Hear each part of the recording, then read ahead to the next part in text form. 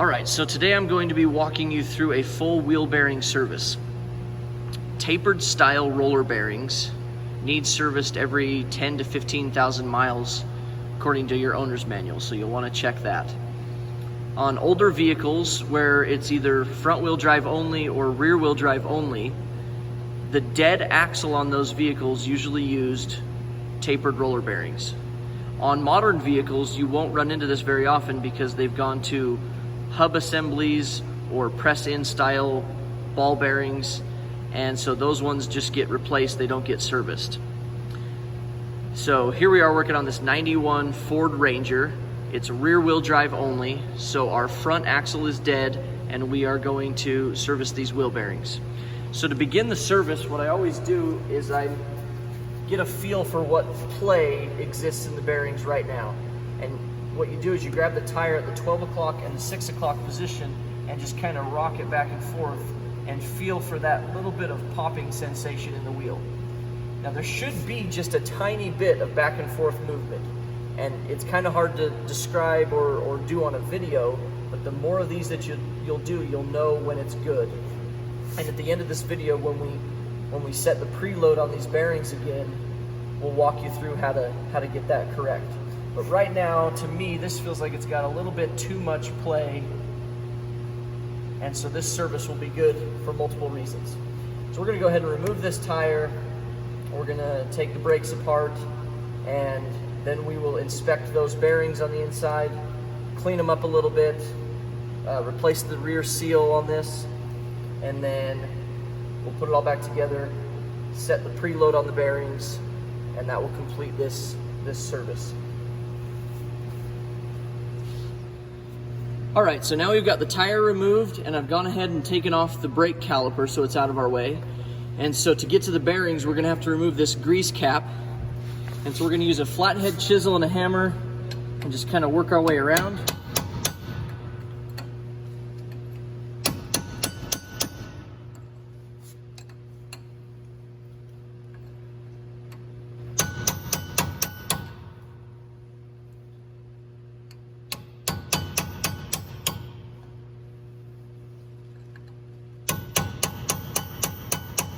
Once you kind of get behind it, you start prying it out as you hammer.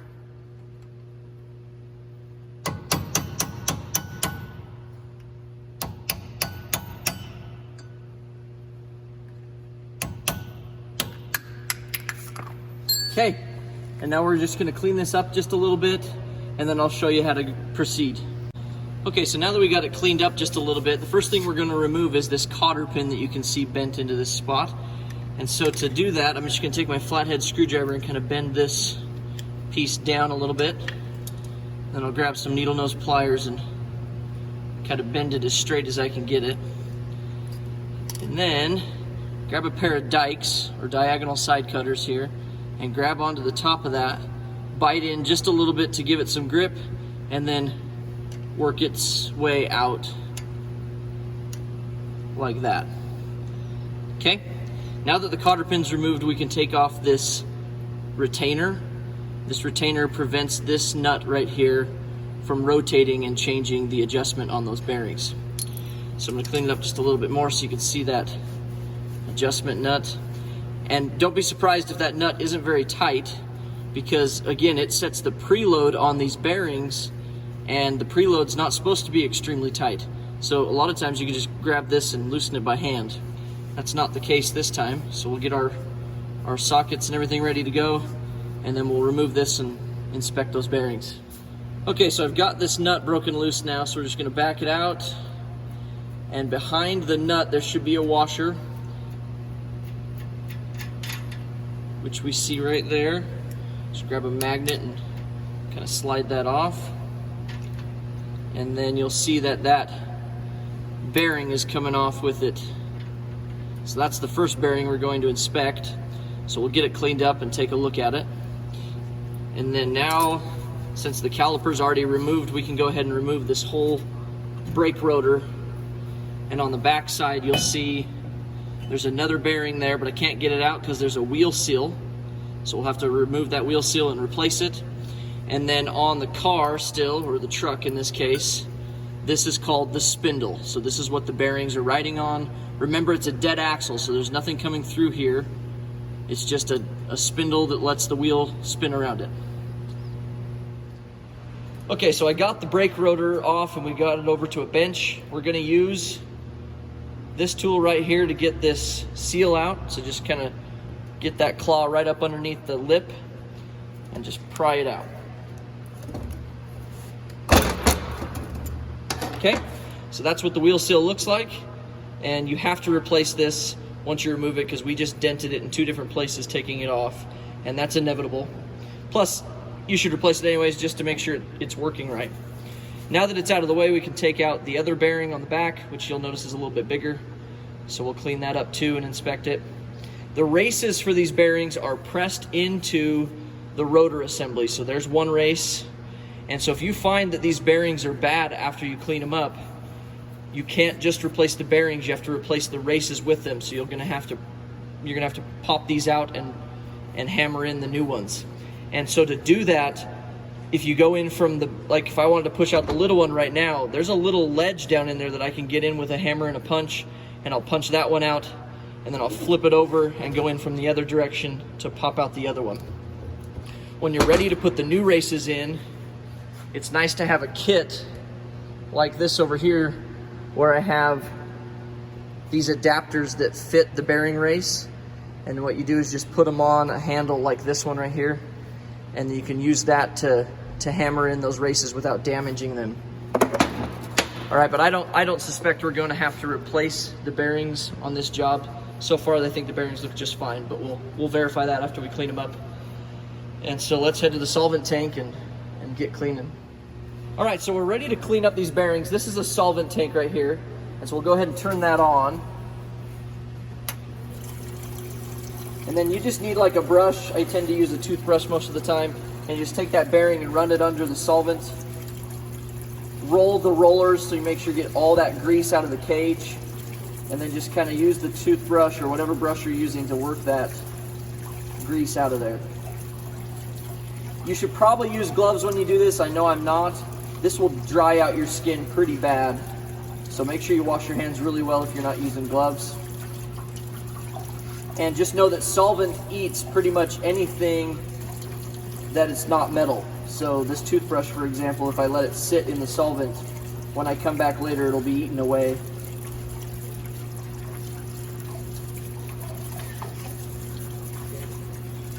Okay, so we'll finish cleaning these up, and then we'll inspect them, and we'll see if they're reusable. All right, so now that we have our bearings cleaned, you have to dry them off. And so what you do is just take a blow nozzle, make sure you hold the bearing like this so that it doesn't spin in your hands, and then just blow out all that solvent and any leftover grease that might...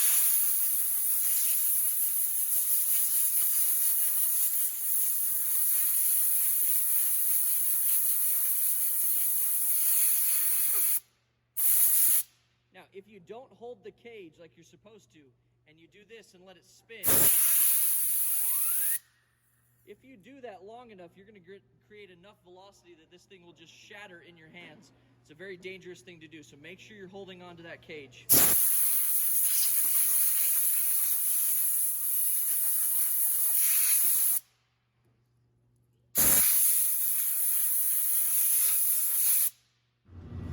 All right, so we finished cleaning the bearings and drying them out. We've wiped out the races and everything inside the rotor, so that's ready to go. And so now what we need is some wheel bearing grease. You can buy it in a tub, or I just buy it for my grease guns all the time, and I'll just use one of the tubes for that. So it's nice to have a bearing packer for this, but if you don't, you just take a blob of the grease, put it in your hand. Make sure your hand's somewhat clean. I know they look dirty, but I've already wiped off the grit and stuff that's there. And so then you just take the bearing and you just roll the bearing through the grease as you roll each of the rollers, working the grease into every single one of them. Okay, if you had gloves, this would probably make this nicer, but I don't have any gloves for this video. Bearing grease is really fun to get off your hands. Okay, but once you feel like you've got it into every part of that bearing, All right, every one of the rollers and the cage. Don't worry if there's blobs on there, that'll work its way in later, so that's a good thing. But once you feel like you've done that, I'll take an extra little bit of grease, wipe it in here on the race, and then go ahead and put the bearing in. Next thing we'll do is we'll install the seal. Okay, so we're ready to install our new seal, and I've already verified that it's the right diameter and it matches our old one. So we're just gonna go ahead and set that in like that. We'll grab the same adapter that we could have used to install the wheel bearing races, but instead I've flipped it over so it's got a flat side. And this will work on most seals. However, this one's got a little bit of a rubber lip that sits higher than the metal section of the seal. So I'm gonna use something else to go around it so I don't damage that rubber section. And so we'll just take that piece, hammer the seal down into place. Make sure it's bottomed out all the way around. And we're ready to flip this over and pack the other bearing and get it installed.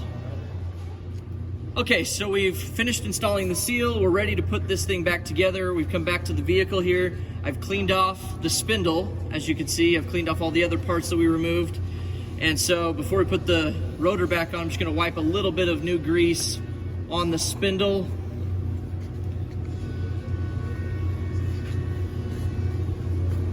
And then we'll go ahead and slide our rotor back on. Careful not to drop your freshly cleaned and packed bearing.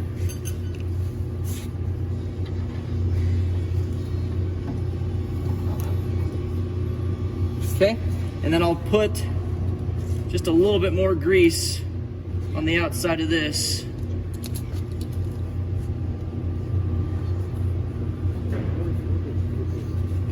Okay, so we're ready to install the nut or the washer and the nut, and then I'll show you how to adjust the preload on these bearings. Put the wheel back on with just a couple lug nuts because I like to do this while I can spin the wheel. So I've got my socket ready that fits that, and what we're going to do is we're going to tighten that nut while we spin the wheel. And as soon as you feel